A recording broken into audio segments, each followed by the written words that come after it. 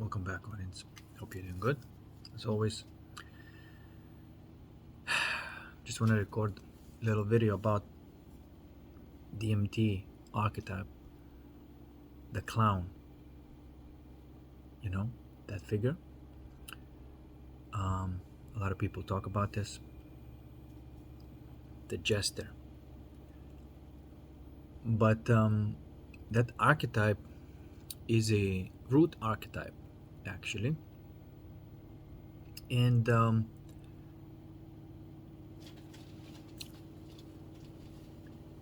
it is a cross between that false mask, hence all the colors, and the clown head, right, which is actually devil's horn. But if you take the devil and then you try to mask the devil, you're gonna get the clown.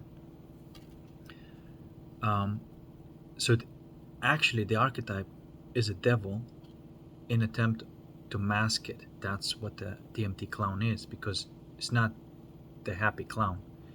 It is a mask of the devil. And the devil being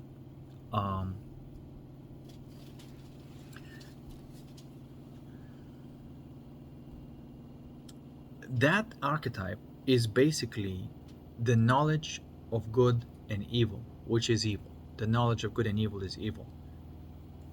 It does not, the knowledge of good and evil is evil. The knowledge itself, because it's the knowledge of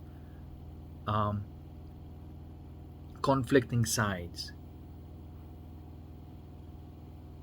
See?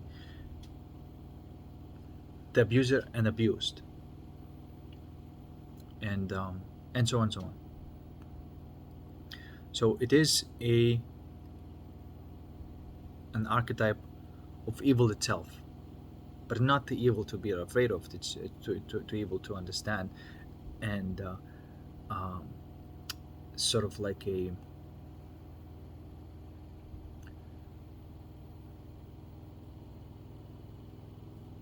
in order to not to have this archetype within you, there has to be a complete and total merge of whatever that makes that archetype to arise. And you know what that is? Any kind of memory within your soul of that 0-1 type of memory, right, is going to be evil. I hope I'm making sense here, because Terence McKenna said the DMT reality is like a circus. It is not true. That is not a DMT reality. It is just one side of it, because DMT reality is a causal reality. That's all it is. But it can be causing the circus, but it can also causing the Eden, the paradise way of life, or the circus way of life. And the circus is basically having that negative archetype within yourself and seeking to mask it with the positive. And that's the entire drive, Luciferian drive. You see, those two horns symbolize. One is it, that separation exists, and another one, let's try to mask that externally. Okay, and then you end up in a circus game, Matrix. Everything in Matrix is a circus, and that's why sometimes people go, it's false and things like that.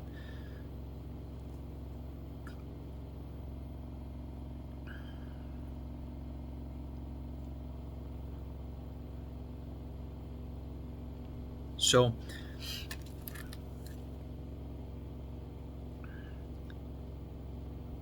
and people who have really went deep into this archetype without sort of like engaging and interacting it and having a reaction to it, post that archetype, there is this real reconnection and reunion.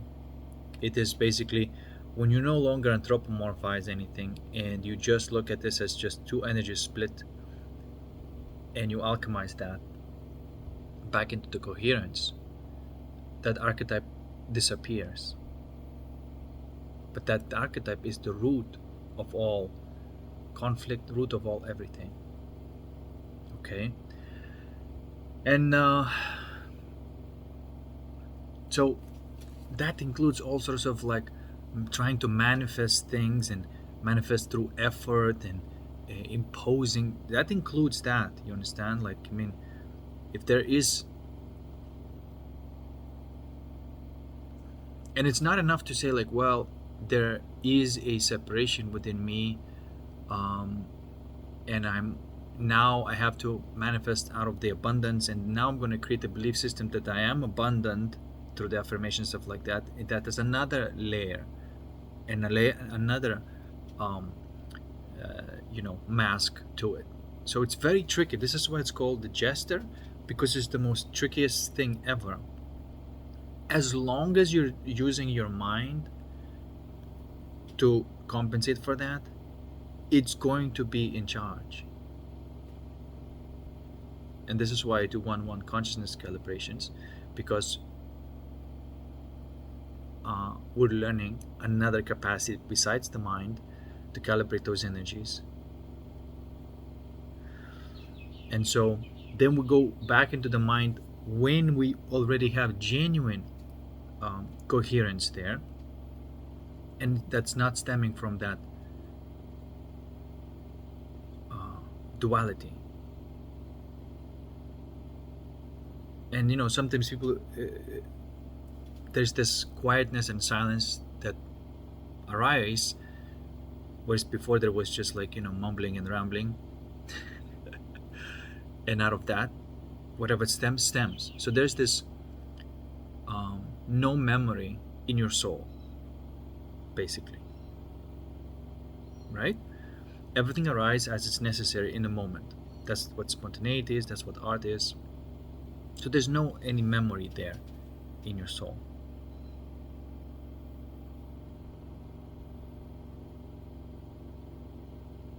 Okay?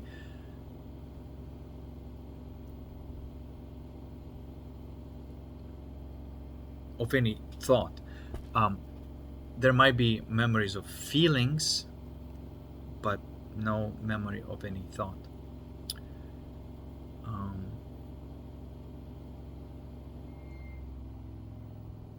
That's why in alchemy you don't really need any method or anything like that. It's actually the most intuitive thing ever.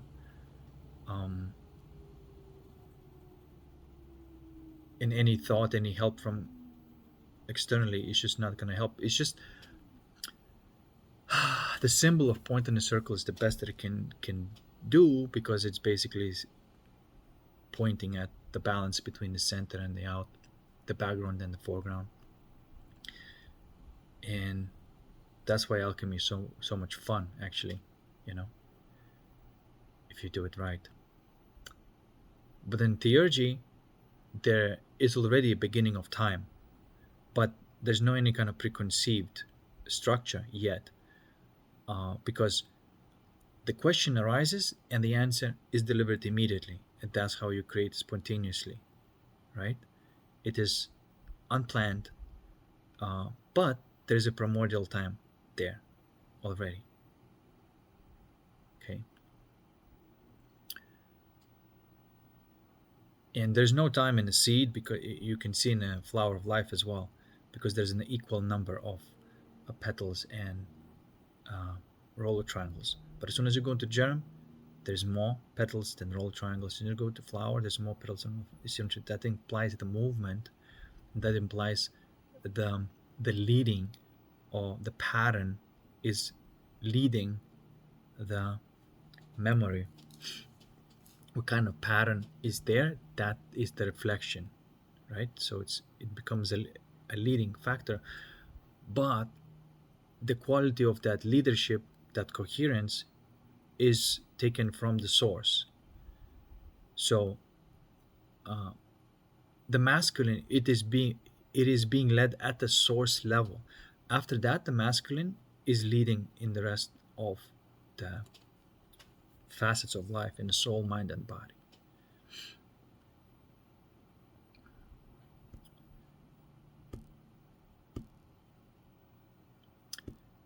So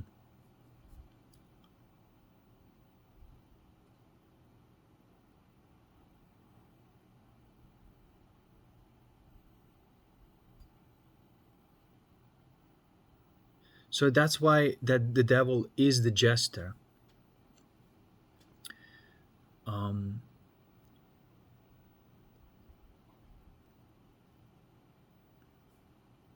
it is it is called the jester or trickster. It is because it's trying to it's trying to um, it's a test actually. And the only way you can pass it is if you enter the faculty of your soul and not the mind. That's the only way you can pass that test. So if you confront this type of entity, which is your reflection, by the way, that it just shows like, hey, there's there, and what you're gonna do in that moment. Are you gonna have a reaction to it, or are you just gonna feel the feelings and find the balance between those until that archetype disappears? Because that archetype, maybe even the sight of that archetype, may be the most frightening and creepy thing ever, because it's the definition of a creep anyway. Um, but how are you going to uh, react to it? Are you going to use the mind faculty, which is just you're going to amplify it, or are you going to use your soul faculty, which is just going to be sort of like neutralizing it?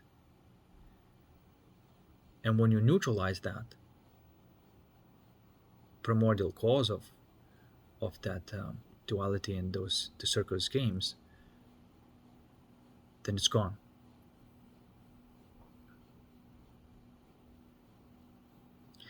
And so you're no longer making circus out of your own life.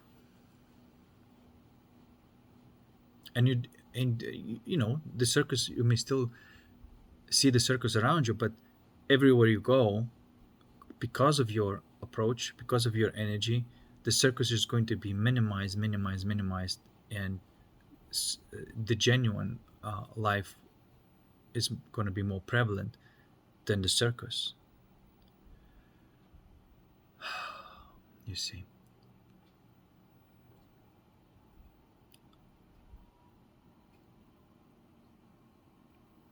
So there you see that the DMT realm is causal realm. It's not a circus realm. Um,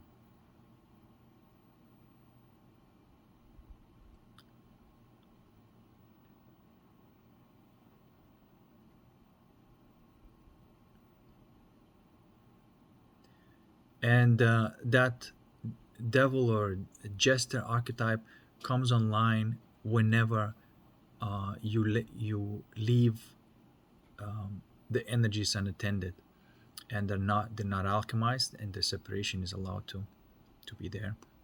That's when it arises. But the point is just keep on alchemizing, and that is just basically a relationship between the masculine and the masculine energy, relationship with the feminine and the feminine energy, uh, masculine with the feminine, feminine with the masculine. That's basically the core faculties, or the four elements that ought to be reconnected back into the ether. So alchemy is the way.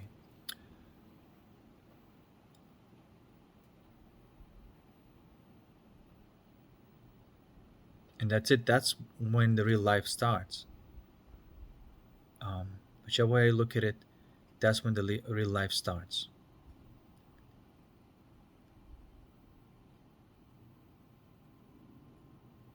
And if the governing archetype is that devil, the jester, and look, that's um,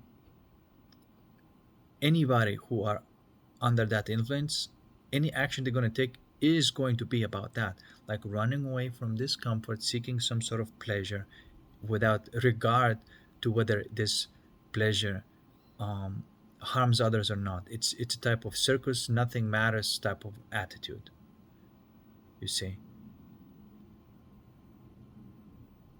Um, and of course, the attitude looks at everything as a not real, right? And that's another excuse of saying, well, nothing is real, so I might as well, just do it. And so of course it's not how it is. Things are real.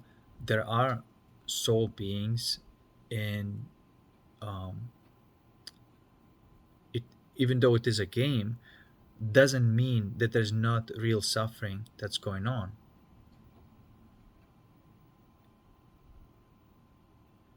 And so this is why it's not a good idea to take this view that everything is a circus and let's just do whatever. And you can recognize that circus when um, everywhere, like even on YouTube videos, just that circus is taking over, because you see in the thumbnails, it's all just for the attention grab. Then there's like this formulaic approach. As soon as the video starts, there's this another attention grab by the person, and they usually do something very clowny, da, da, you see what I'm trying? Like that's the the trickster jester archetype. They put on a thumbnail, they put like attention grabbing face, some weird face. And so, and then the person talks in some corporate intonation. See, everything's not real. This is, you can see, this is formulaic, and it's an ad,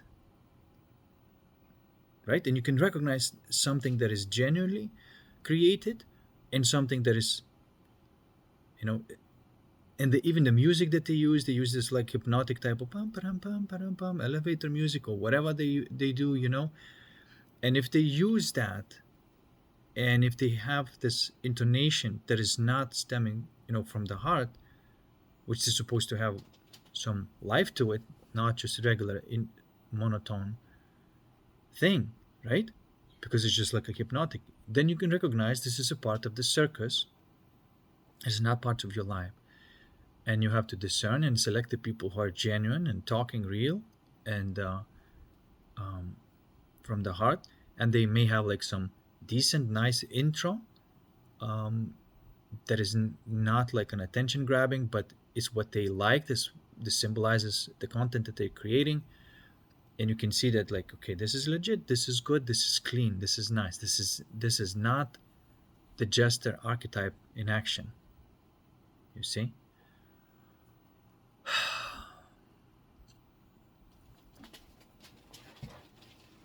And and the same way, not just on YouTube videos, the people that you're dealing as well.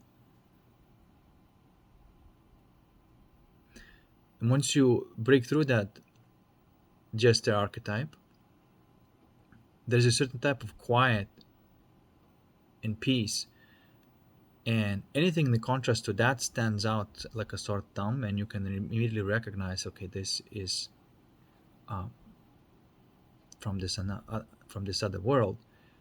But it doesn't last too long in your presence. Like the masks come off very quickly, and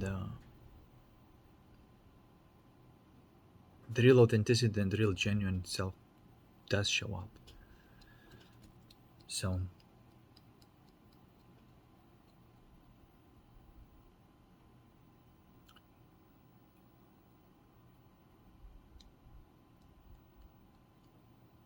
anyway, hopefully that helps to recognize it. The difference between that belongs to that world and something genuine.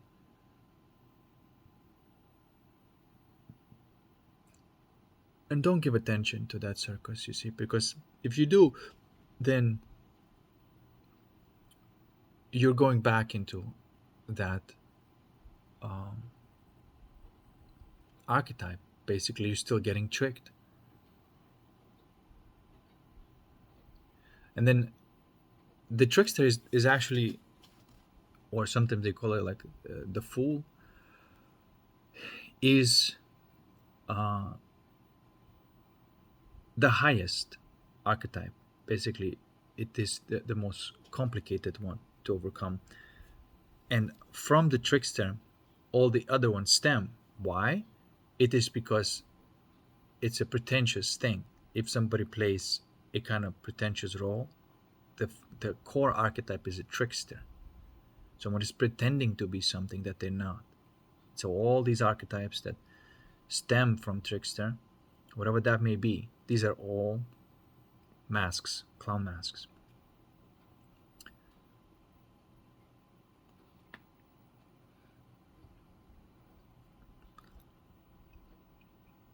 And if you really look at them without any kind of filters and directly with your heart and soul, um, the falsehood looks so sickly. You see, the mask looks so sickly. Um, because it's false. It's not the real smile. It's not the real face of a person. It's fascinating, actually. How it all works. But there is somebody real there. You see, there is somebody real that it only comes online when there is love, that real quality of energy, that warm energy that is love. And the trickster just cannot survive that. Authenticity comes online when that happens.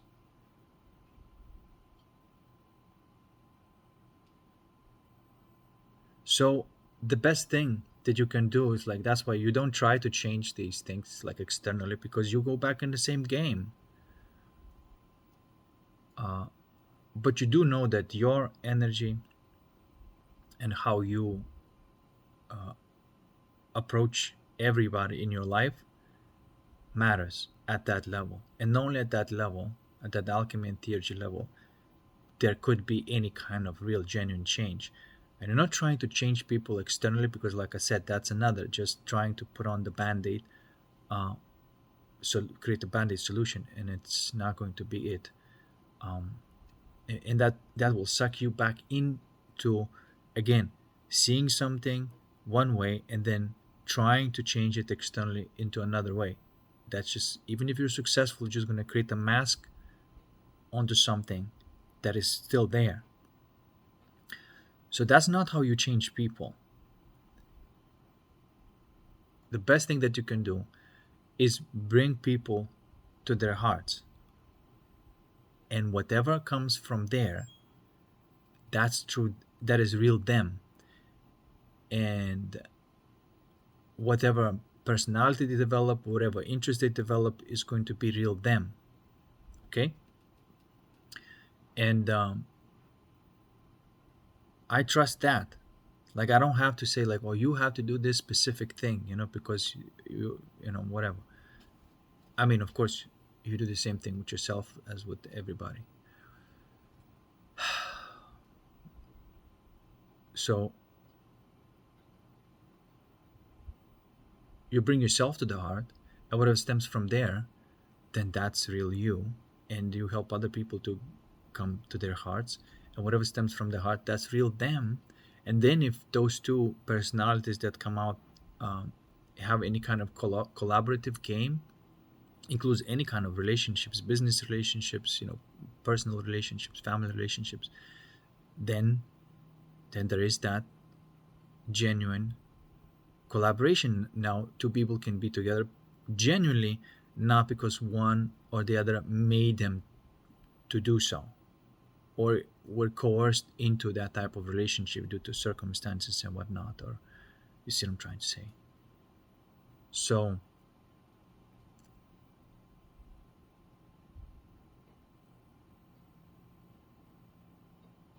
that's how you don't infringe on anybody's uh, will, but you change the will itself, because there's only two wills: this genuine, authentic will, and then there's dual will, which is the circus, the jester, or the devil game. So whenever a person is moving from, I was going to say divine will, maybe that's a good fit. If the person is moving from that divine will, but divine word sounds like such a, like, oh, it's out there and rare. But it's not. It's just like anybody who falls through into their heart moves from that well. It's not something fancy. But yeah, but it is a divine will. Divine will has no previous plan. It's spontaneous. It's beautiful. But out of that spontaneity, there's still a type of desire. I want to do that, or like, no, I want to do that. There's a preference there. I want to be with this person, or I want to be with that person. The preference is born out of the genuine soul and heart, and not from the mind.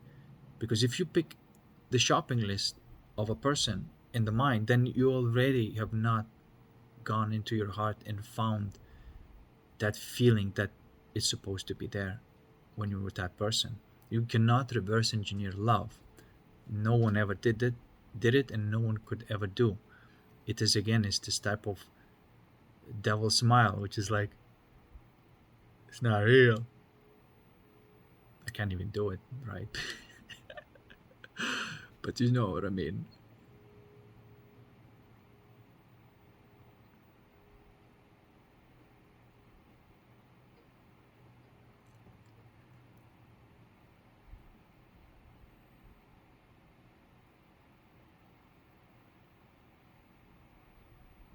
And the most precious energy is this love energy, this primordial love energy.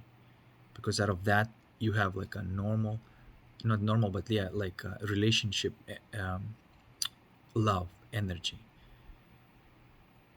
Without this, there's no relationship love energy. It becomes false if you don't have this. It has to be always like renewed, like there's a continuous falling in love, or else it just gets stale and old. You see?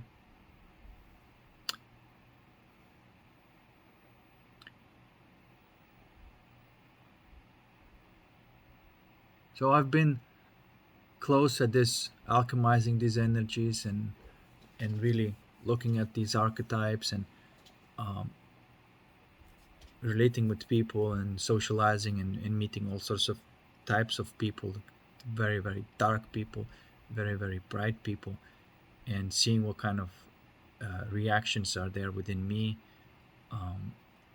and always like tuning and tuning and tuning, and finding that the best optimal thing, like what kind of energy to approach a person who's like has like that really lots of darkness within them as a male, or if it's has a lot of darkness within them as a female.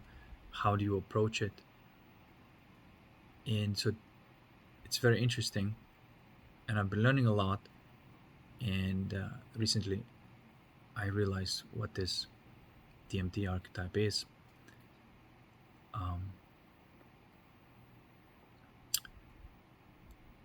And it's not necessarily, it's just that you get to see that archetype in a DMT realm, which is a causal realm. This isn't DMT realm. DMT just allows you to visit that realm. Whereas everything is a geometrical shapes and feelings and sensations, and your mind is more primordial, but that's the realm of the souls and causality of everything else. So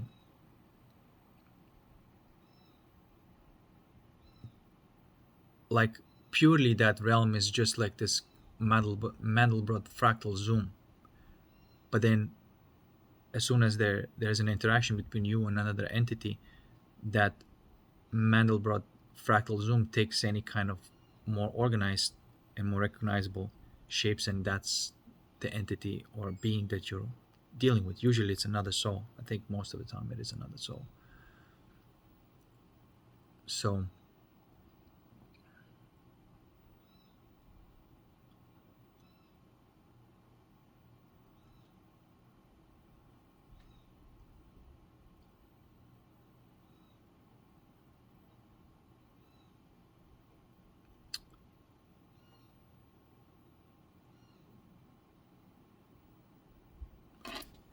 so that's fascinating.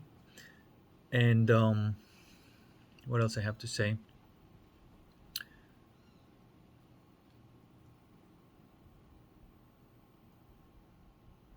That's the way to approach it. It's not to anthropomorphize, because that's exactly what creates it. Anthropomorphization of those energies, it creates that archetype of that devil jester. And as soon as you believe it, like as soon as you give it a reality, the reaction is supposed to be sort of like quite neutral. And within that reaction, with the it cannot sustain itself, because you are not reinforcing it anymore, and so it goes away. It changes.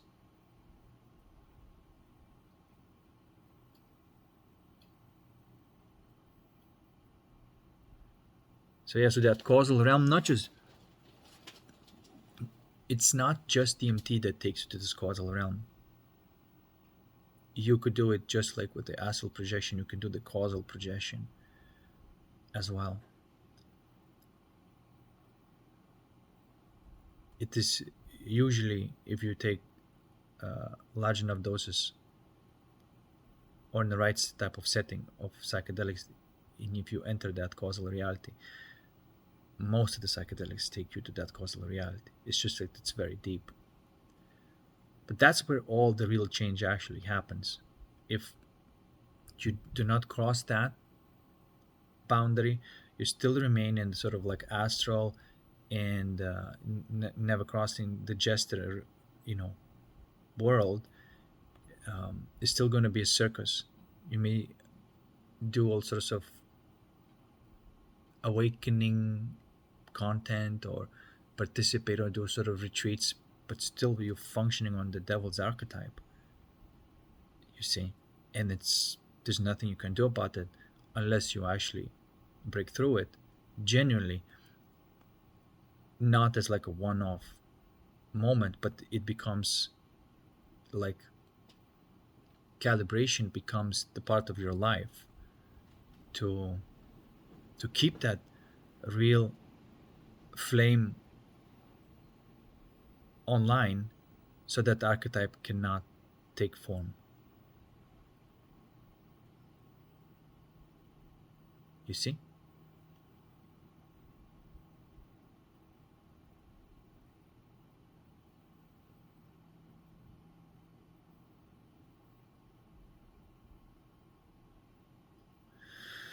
And anyway, I just decided in my life not to take it seriously, that archetype. And if I see anybody moving from that archetype, I don't take it seriously. I know it's a circus, and I don't buy into it. And I don't know. There is this the other side of it, which is um, the other side of it is the real trickster, the trickster that doesn't try to trick you, but tries to show that it's a joke, that it's not real, it's just a mask. It's not, is what I'm trying to say.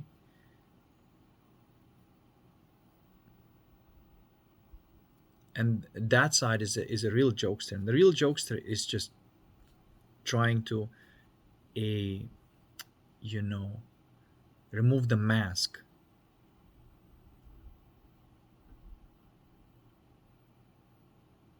and see what's really there, right?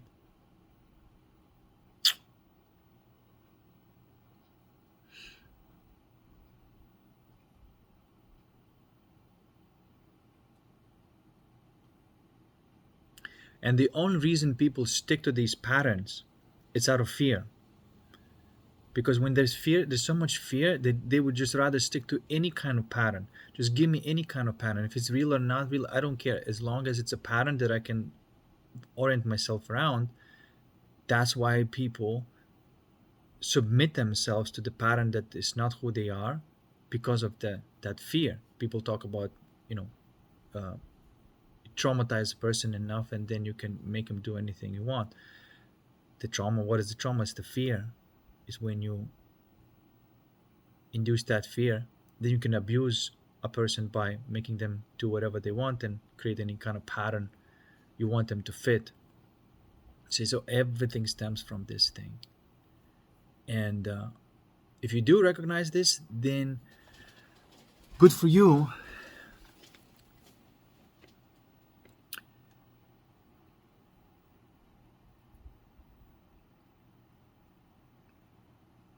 And you don't need to go into the details. If the energy is such, you know what's all about. And everywhere you go, you basically pull the rug from under the feet of these clowns, these devil clowns, you know.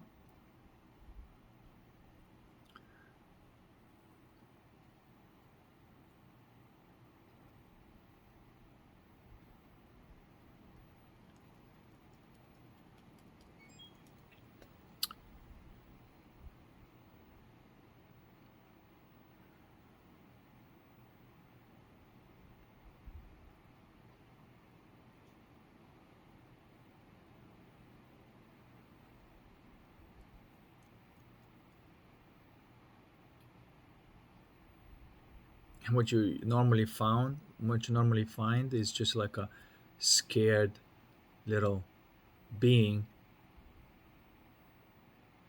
who's just been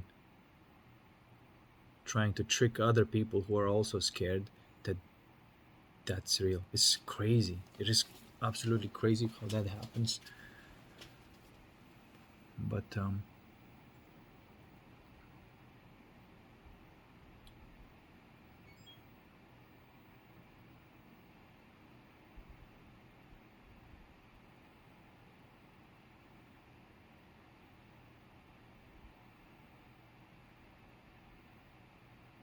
okay, guys, that will be it for today. And hope that helped. And I'll see you in the next one.